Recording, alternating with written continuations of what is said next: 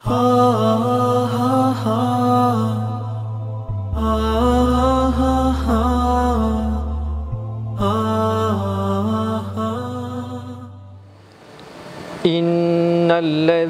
qalu rabbuna Allah thumma istaqamu tatanazzalu alaihimul malaikatu alla takhafu wa la tahzanu wa abshiru bil jannati allati kuntum tu'adun nahnu awliya'ukum fil hayatid dunya wa fil akhirah walakum fiha ma tashtahi anfusukum walakum fiha ma tad'un nuzulan min ghafurir rahim.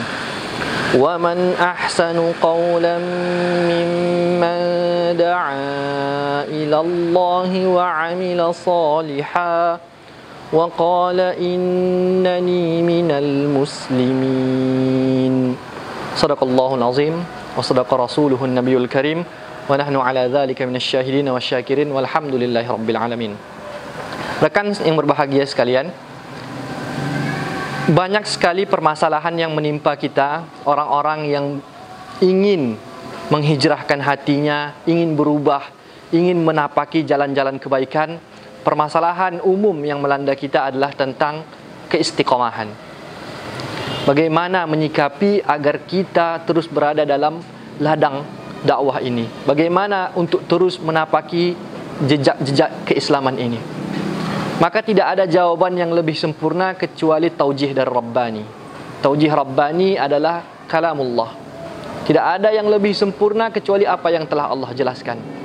Kali ini untuk permasalahan istiqamah, kita merujuk kepada surat Al-Fusilat ayat 31. 30 sampai dengan 33. Allah katakan innalladzina qalu, orang-orang yang mengatakan Rabbunallah, Tuhan kami adalah Allah, thummastaqamu, kemudian mereka beristiqamah. Di sini orang yang telah berislam kemudian beristiqamah, apa yang Allah ganjar atas mereka? Maka penting untuk diketahui, agar kita terus beristiqamah, kita harus mengetahui terlebih dahulu apa yang Allah janjikan untuk kita. Misal, kita sedang ingin berbelanja. Ketika ada toko yang mengobral sale dan diskon-diskon murah, otomatis mata kita tertuju kepadanya. Karena apa? Karena kita mengetahui kelebihan-kelebihan yang ditawarkannya. Begitu juga dengan Allah. Allah bukakan semua kelebihan-kelebihannya di ayat pertama tentang istiqamah. Apa ganjaran orang-orang istiqamah? Pertama Allah katakan tatanazzalu alaihimul malaikah. Allah akan turunkan kepadanya malaikat nanti yang akan terus membisikkan kepadanya, alla takhafu, jangan kalian bersedih terhadap apa yang kalian tinggalkan. Jangan kalian bersedih terhadap kalian apa yang telah ditinggalkan, dan jangan kalian takut. Alla takhafu wa la tahzanu, jangan takut untuk kehidupan setelahnya, karena setelah ini engkau akan bersama dengan kebaikan-kebaikan.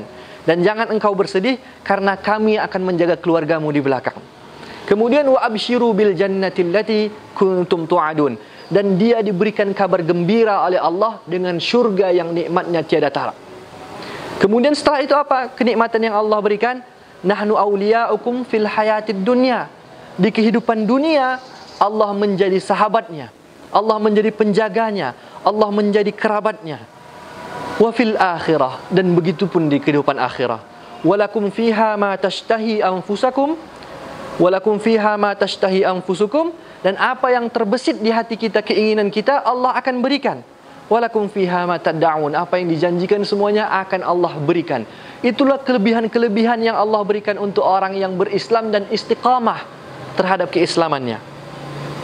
Setelah itu apa? Nuzulam min ghafurir rahim. Itu turun dari yang Maha Ghafur dan Maha Rahim. Itulah kenikmatan yang Allah berikan. Setelahnya Allah membahas mengenai langkah-langkah apa yang harus dilakukan untuk istiqamah ini. Allah katakan di ayat berikutnya, "Waman ahsanu qawlan mimman da'a ila Allah." Tidak ada sebaik perkataan kecuali yang mengajak kepada Allah. Pertama, dakwah. Syarat untuk istiqamah adalah dakwah. Kenapa dakwah penting untuk istiqamah? Karena dengan berdakwah kita terus mengupgrade diri kita untuk terus lebih baik. Dan di waktu yang sama, ketika kita memulai dengan berdakwah kepada orang lain, kita malu untuk melakukan apa yang tidak kita kerjakan. Untuk menyuruh orang lain apa yang kita tidak lakukan, kita malu. Maka dakwah menjadi kunci pertama untuk kita bisa terus untuk beristiqamah.